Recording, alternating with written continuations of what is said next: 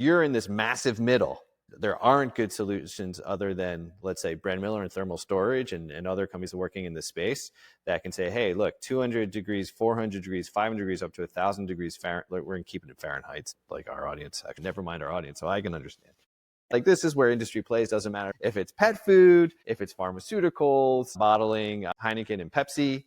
This is the sweet spot. You're going after a huge market with a huge need, with a value proposition that I understand. We get this is new. Let's put it in alongside your boilers, and you see, right? You see how good the technology is. Build the trust in the product, build the trust in what you get. You can draw heat as your business needs it, in the form you need it, at the temperature you need it, at the pressure you need it.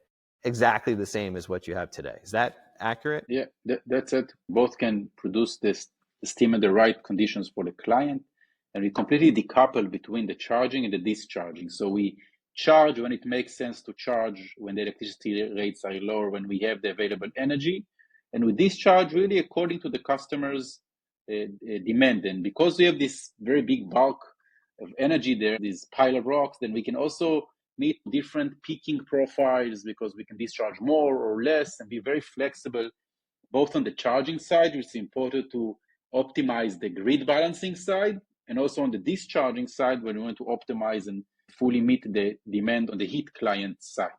And we are also building this in blocks. We call them big cubes, and we can be quite modular, then scale up the system.